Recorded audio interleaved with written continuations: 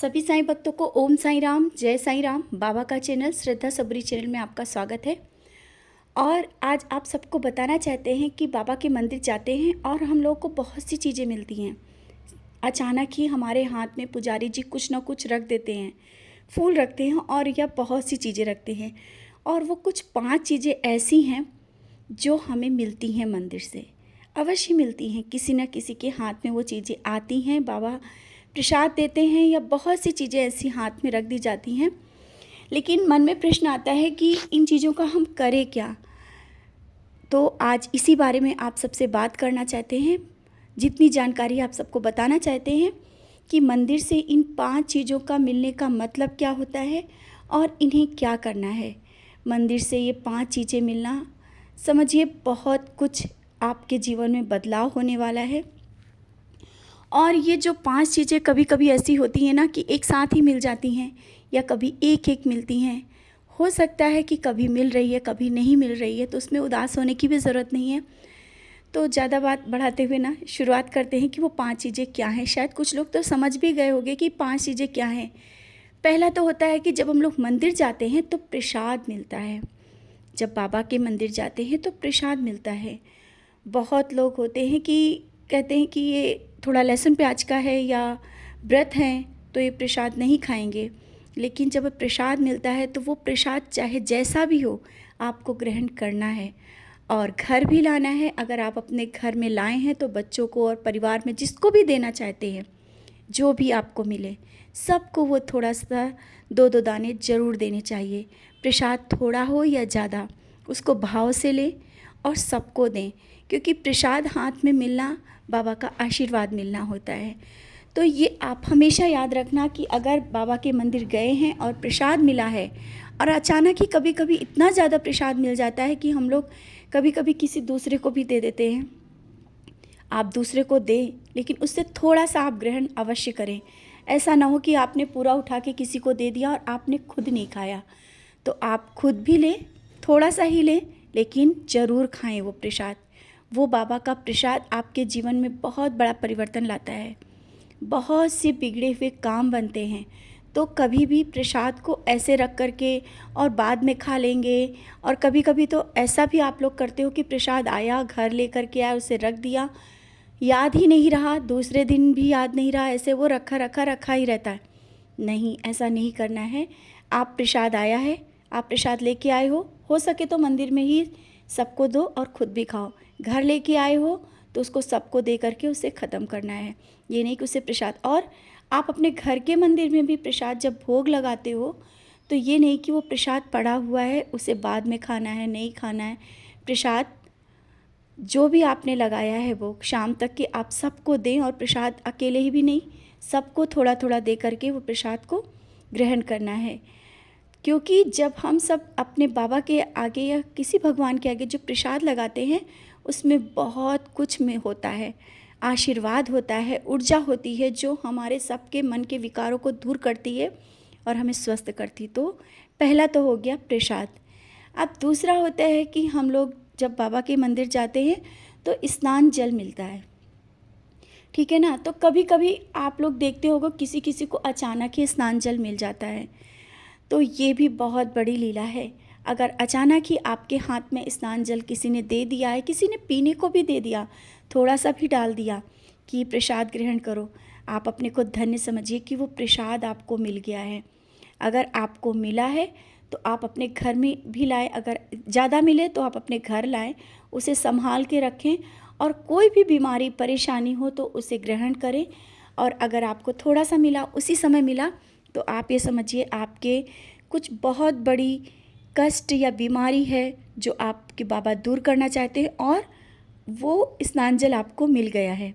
धन्य समझिए, आप स्वयं को धन्य समझिए। स्वयं बाबा ने किस तरह से आपको स्नान जल दिलवाया और आपको स्नान जल मिला, भले ही थोड़ा सा मिला, एक ड्रॉप ही मिला, लेकिन वो स्नान जल बहुत बहुत ही पावरफुल होता है। पावरफुल वो ऊर्जा बाबा का स्नान जल जो कि सोच के ही बहुत आनंदित मन हो जाता है। तो अगर आपके घर में भी बाबा को स्नान कराते हैं ना, तो स्नान जल आप पूरा परिवार थोड़ा थोड़ा ज़रूर ग्रहण किया करें। बाबा को स्नान करने के बाद थोड़ा थोड़ा स्नान जल ज़रूर लें। और अगर मंदिर में मिल गया है तो आपको तो बहुत बहुत कुछ मिल गया है। ये होता है दूसरा कि स्नान जल मिलना। और तीसरा होता है कि जब हम लोग मंदिर जाते हैं तो कभी कभी बाबा के पास रखी हुई जो माला होती, बाबा के पास चढ़ाई हुई माला होती है बाबा की, वो पुजारी जी उतार करके और हाथ में दे देते हैं।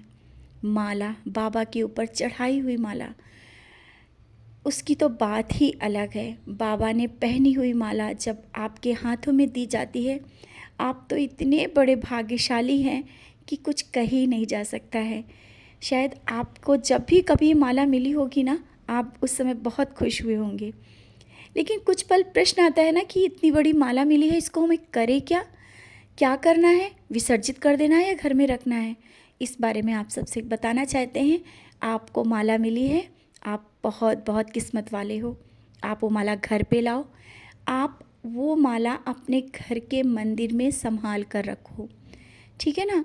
संभाल करके वो माला आप अपने घर के मंदिर में जहाँ तक हो सके उसे रखिए, क्योंकि वो माला आपको प्रसाद स्वरूप मिली है और वो बाबा की पहनी हुई माला है।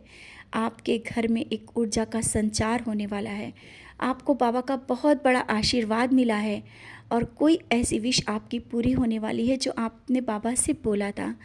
ये होता है माला, और उसको आपको अपने मंदिर में रखना है, संभाल कर रखना है, किसी कवर में करके या कागज़ में करके, जैसा भी आप पाएँ संभाल करके उसे। बहुत सबसे बड़ा खजाना आपको मिला है तो उसे संभाल के रखिए अपने मंदिर में। और फिर आगे बढ़ते हैं। जो चौथी चीज़ होती है, चुनरी मिल जाती है, बाबा का पटका मिल जाता है, और जो चढ़ाया हुआ बाबा का पटका है, पहना हुआ वस्त्र है। अगर बाबा का वस्त्र और पटका आपको मिल गया है तो बहुत बड़ा आशीर्वाद ये भी है। और जब वो पटका मिलता है, वस्त्र मिलता है, तो आप घर पे लाते हैं, उसको इधर उधर रख देते हैं, फिर भूल भी जाते हैं कि कहाँ रखा था।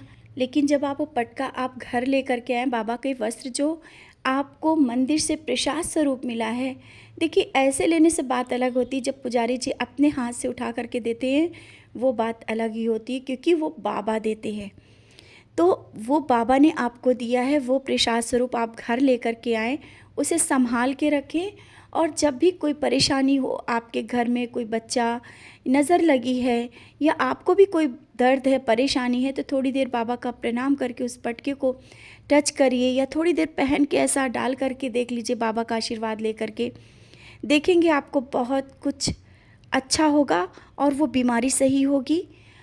जो भी आपकी समस्या है, दर्द है, तकलीफ़ है, वो भी दूर होगी, क्योंकि वो बाबा का पहना हुआ पटका, उसमें वो प्यार, वो ममता, वो ऊर्जा है जिसे हम सब महसूस कर सकते हैं।